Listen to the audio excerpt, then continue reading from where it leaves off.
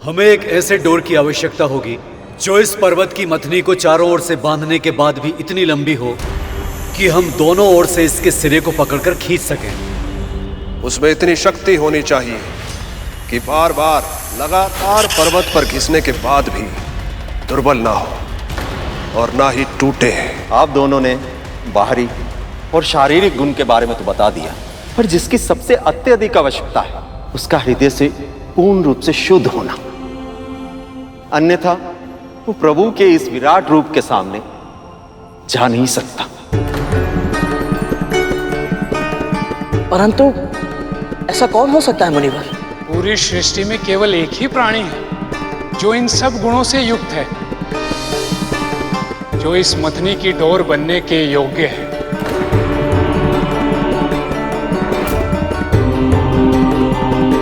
और वो है वासुकी।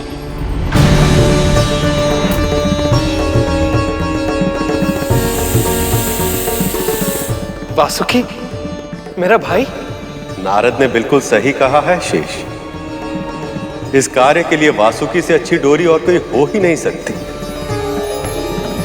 तुम्हें तो तुम्हारी तपस्या का फल मिल गया, इसलिए आज मैं और तुम एक साथ हैं। पर वासुकी आज भी अपने आराध्य के दर्शन की, उनके सामीप्य की प्रतीक्षा कर रहा है। महादेव ने कहा था शेष, इस मंथन का उद्देश्य समुद्र तल में छुपे रत्न पाना, देवी लक्ष्मी को लौटाना या अमृत पाना ही नहीं। जो भी पूरे मन से इस अनुष्ठान में अपना योगदान देगा, वह चाहे देव हो, मानव हो, दानव हो या कोई और प्रजाति, उसके हृदय की सबसे बड़ी इच्छा अवश्य पूर्ण होगी। तो क्या इस मंथन के माध्यम से महादेव और वासुकी का मिलन संभव है प्रभु? हाँ शेष, ये मिलन अवश्य होगा, पर कब और कैसे ये तो समय ही बताएगा।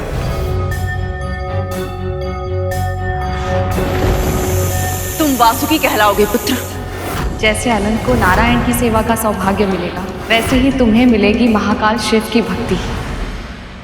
कितना समय बीत चुका है अपने भाई को देखे हुए, मिले हुए, किंतु आज उसका नाम सुनकर ऐसा लगा जैसे कल की ही बात है, जब हम दोनों भाई घर त्याग करके निकले थे ताकि अपने अपने आराध्य की साधना और सेवा कर सके। जो संबंध हृदय से जुड़े होते हैं, उनकी यही विशेषता होती, वो समय और स्थान की बेड़ियों से मुक्त होते हैं। जब दूर होते हैं तो ऐसा लगता कि कितना समय बीत गया, सब कुछ बदल गया हो, और जैसे ही निकट आते तो ये आभास होता कि कुछ संबंध कभी नहीं बदलते।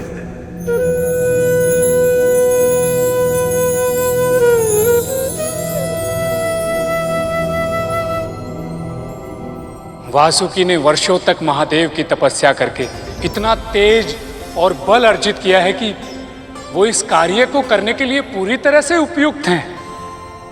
सत्य वचन मुनिवर, सत्य वचन। फिर तो मैं शीघ्र ही जाके उन्हें यहाँ ले आता हूं, ताकि इस शुभ कार्य में और अधिक विलंब ना हो। हमने इस पक्षी के अंदर अहंकार की भावना को जगा दिया है, अभी स्वयं अपना पतन कर लेगा। वैसे भी जब से शेषनाग भैया ने मुझे वासुकी भैया के बारे में बताया है, उनके दर्शन करने के लिए मैं उत्सुक भी हूँ। जब वो यहाँ आए तो दर्शन कर लेना, क्योंकि मैं उसे लेकर आऊंगा यहाँ। तुम क्यों जाओगे देवराज? वासुकी मेरी तरह शिव भक्त है, उससे मिलने मैं ही जाऊंगा। जब तक आप दोनों तर्क वितर्क करके किसी परिणाम तक पहुंचेंगे, तब तक तो मैं उन्हें यहाँ लेकर भी आऊंगा। ये गरुड़ क्या कर रहा है? इसके स्वर में अब अपने बड़े भाइयों के लिए अपमान उभर कर आ रहा है।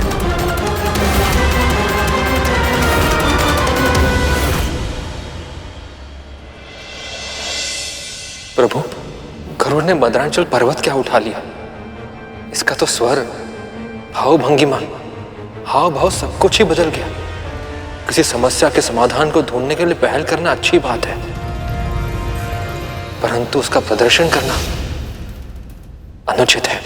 सत्य कह रहे हो शेष, पर गरुड़ को तो इस बात का आभास तक नहीं हो रहा कि अब उसके मुख से आत्मविश्वास नहीं, अहंकार बोल रहा है।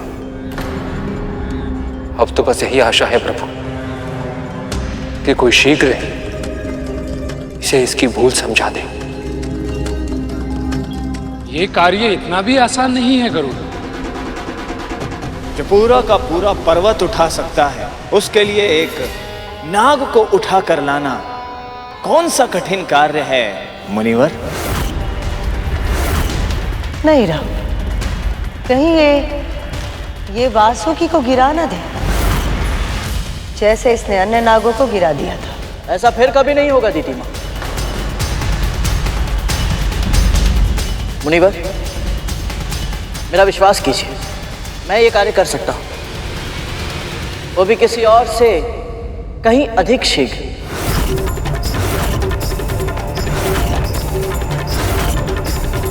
मंदराचल पर्वत को भले ही मैं यहां पर उठा कर लाया, परंतु इसे मथना तो देवता और दानव को ही है। गरुड़ तो अहंकार में डूबता ही चला जा रहा है। इसीलिए जब तक मैं डोरी यहां पर लाता हूं, तब तक आप सब मिलकर ये विचार कीजिए कि जिस पर्वत को आप सब मिलकर हिला तक नहीं पाए, उसे मथेंगे कैसे?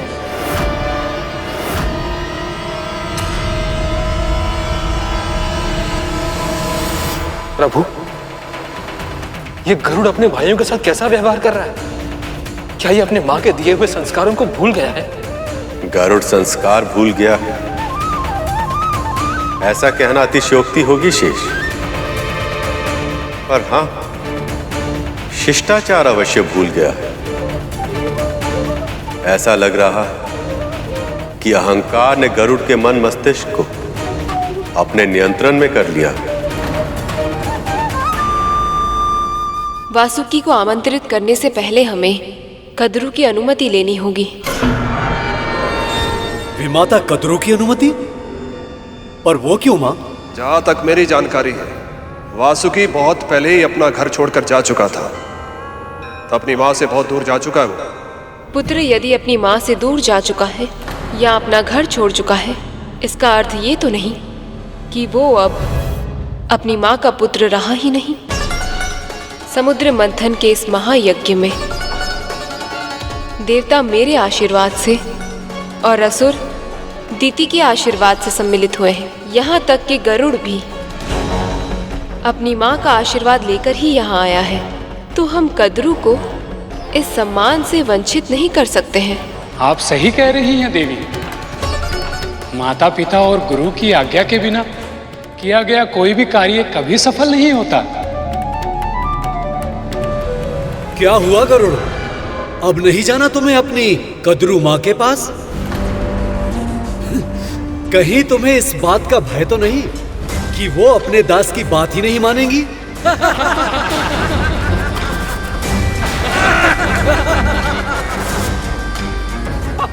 नहीं देवराज, मैं अवश्य जाऊंगा।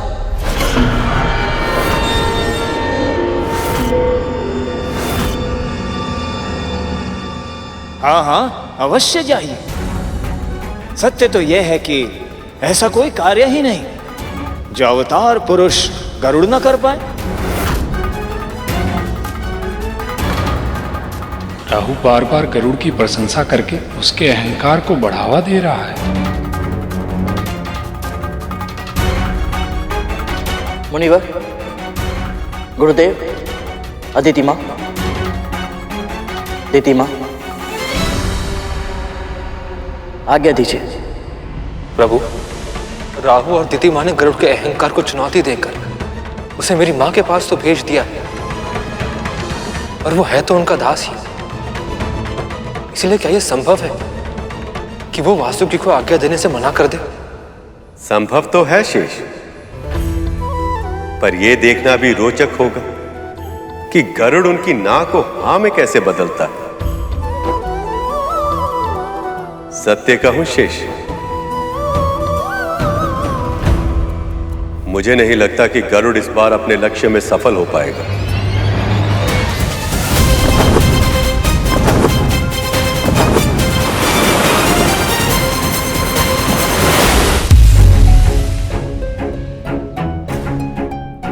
धमाल, हाँ तब तो क्या तू भी वही सोच रहा है जो मैं सोच रहा हूँ? हाँ तब तो जब से ये बाबा यहाँ आया है तब से तो पूरे महल का वातावरण ही बदल गया। हाँ हाँ, मैं भी यही सोच रहा हूँ। जब से अपनी आंखों से मैंने चमत्कार देखा है ना, मेरे मन में तो पूरे विचार आने ही बंद हो गए। हाँ, जब मैं माँ को, कालिया भी और तक्षक भी आपको भिन्नता माँ और गरुड़ के विरुद्ध कुछ भी कहते सुनता हूँ, मेरे कानों से तो धुआं ही निकल जाता है। अरे मायावी बाबा है कौन?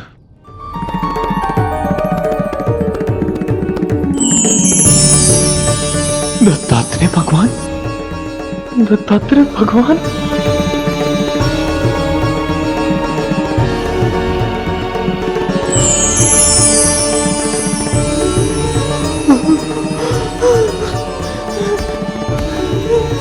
प्रणाम बाबा।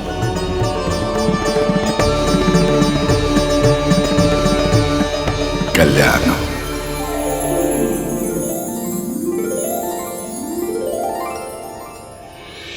ये वास्तविकता है या कल्पना है? जो तुमने देखा वो तुम्हारी कल्पना हो सकती है, किंतु उससे वास्तविकता तो नहीं बदलती।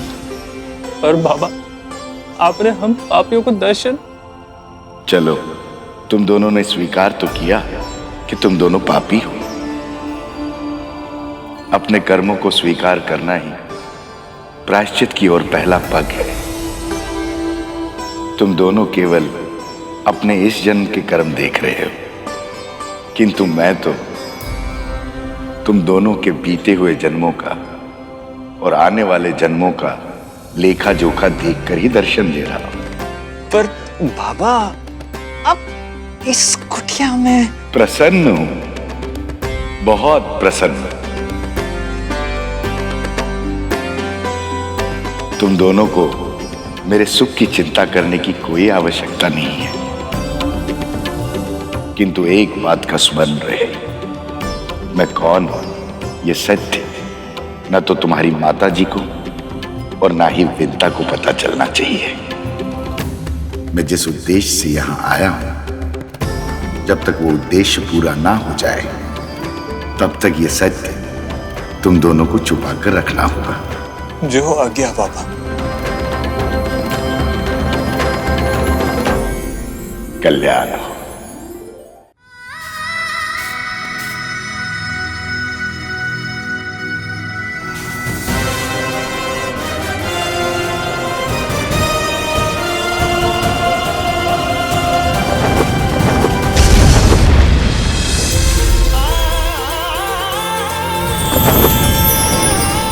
माँ,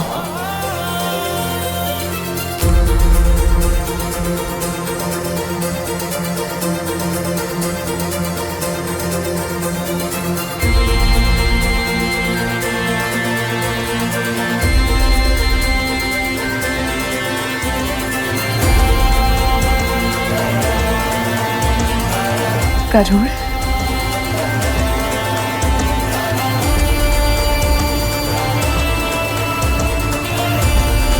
गरुड़, तो इतना बड़ा कब हो गया कि पूरा का पूरा पर्वत ही उठा लिया? जब तक आपका आशीर्वाद मेरे साथ है माँ, ऐसा कोई कार्य नहीं है जो मैं ना कर पाऊं। मेरा नहीं, प्रभु विष्णु का आशीर्वाद क्या है? सही कहा माँ। अच्छा माँ, मुझे एक बहुत ही आवश्यक कार्य है। होगा, पर पेट पूजा भी तो आवश्यक है। देख तो सही कितना दुर्बल हो गया है तू। तो चल भोजन कर ले। हाँ, कुछ खा ले। माँ, भोजन करने का भी समय नहीं है। भोजन करेगा तभी तो बुद्धि चलेगी ना। तो चल मेरे साथ भोजन भी कर ले और बाबा से भी मिल ले। बाबा? गरुड़, तू जिस दिन गया था ना, उसी दिन वन में मुझे एक वृद्ध बाबा मिले थे। दयनीय स्थिति में थे। तन रोग से त्रस्त था, ना भोजन का आसरा था, ना 2 घूंट जल का। इसलिए मैं उन्हें अपने साथ ले आई। फिर तो मुझे इन बाबा से अवश्य ही। दासी! माँ रुकिए, मैं जाता हूँ। वैसे भी महारानी से मुझे बहुत ही आवश्यक कार्य है। बाबा से बाद में मिल लूंगा। तुझे कद्रू दीदी से क्या कार्य है? ये सब बताने का समय नहीं है माँ, और वहां मेरी प्रतीक्षा हो रही होगी। और ये कार्य करके मुझे उन सबको सिद्ध करना है कि मैं कुछ भी कर सकता हूँ। चलता हूँ।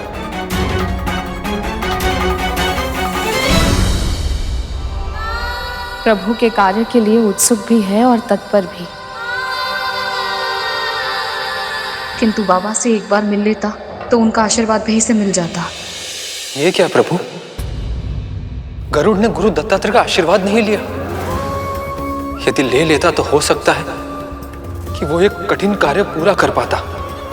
गुरु दत्तात्रेय के दर्शन मिलना इतना आसान नहीं है शेष। जिसके मन में अहंकार का बीज पनप रहा हो, उसके पास तो उनकी छाया तक नहीं पहुंच सकती। अहंकार के बीज के कारण यदि वो इतने बड़े सौभाग्य से वंचित रह गया है प्रभु, तो न जाने अब आगे क्या क्या होगा। प्रभु, कोई तो उपाय होगा जिससे ये अहंकार टूट पाए। अवश्य, पर उस उपाय तक पहुंचने का मार्ग बहुत कठिन है। गरुड़ के साथ ये खेल नियति खेल रही है। केवल वही जानती कि गरुड़ इस कठिन मार्ग पर चल पाएगा या नहीं।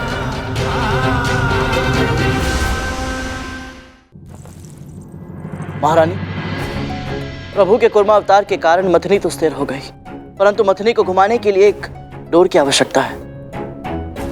और सभी को यही लगता है कि इस कार्य के लिए वासुकी भैया से अधिक उपयुक्त और कोई नहीं है। वही क्यों? ये कार्य तो मैं भी कर सकता हूं। और मैं भी। इन्हें कैसे बताऊं कि ये दोनों इतने शुभ कार्य के लिए योग्य नहीं है। क्षमा चाहता हूं, परंतु मथनी की डोर बनने के लिए जब तब व्रत से अर्जित की गई शक्तियां भी आवश्यक है और मन से शुद्ध होना भी अनिवार्य है। अनुशासन के बंधन के लिए मेरे पुत्री क्यों? ये सारे नियम उस समय कहा थे जब स्वयं नारद मुनि ने तुम्हें मदरांचल पर्वत उठाने की आज्ञा दे दी थी। वो सब तो मैं नहीं जानता महारानी, परंतु इस समय केवल इतना ही जानता हूँ कि प्रभु विष्णु और माता लक्ष्मी के मिलन के लिए समुद्र मंथन बहुत ही आवश्यक है। और यह तभी आरंभ हो सकता है यदि आपने वासुकी भैया को मथनी की डोर बनने के लिए आज्ञा दे दी तो। यदि इस मंथन का फल केवल प्रभु और देवी लक्ष्मी का मिलन होता तो ये कार्य करने के लिए देवता उत्साहित रहते, किंतु असुर कभी नहीं। अवश्य ही किसी लाभ का लोभ उन्हें वहां खींच रहा है। क्या है वह?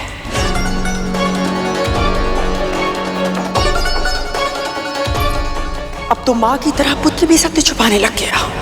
मां ने कौन सा सत्य छुपाया महारानी? इतना अनभिज्ञ होने का स्वांग मत रच मेरे सामने। यहां आने से पहले तू अपनी मां से नहीं मिला? तूने स्वयं नहीं देखा कि वो किसी मार्ग के बूढ़े भिखारी को उठाकर मेरे महल में ले आई है? और आप अतिथि देवो भाव बोलकर उसे कुटिया से निकालने को तैयार नहीं है। वो मार्ग का भिखारी? परंतु मां ने तो। बातों में मत भटका, या तो साफ साफ बता दे कि मंथन का सत्य क्या है, या फिर अमृत भी प्राप्त होगा इस मंथन से।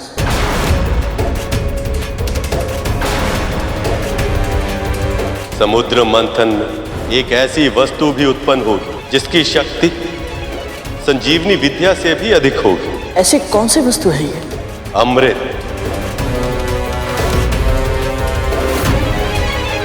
समुद्र मंथन से एक ऐसी वस्तु प्रकट होगी जो किसी और उपाय से पाना असंभव है, और वो है अमृत। तो इसलिए देवता और असुर मिलकर मंथन करना चाहते हैं ताकि अमर हो सके, और मेरे पुत्र इस अवसर से क्यों वंचित रह जाए? इस अमृत पर केवल मेरे पुत्रों का अधिकार है जिसे मैं प्राप्त करके रहूंगी।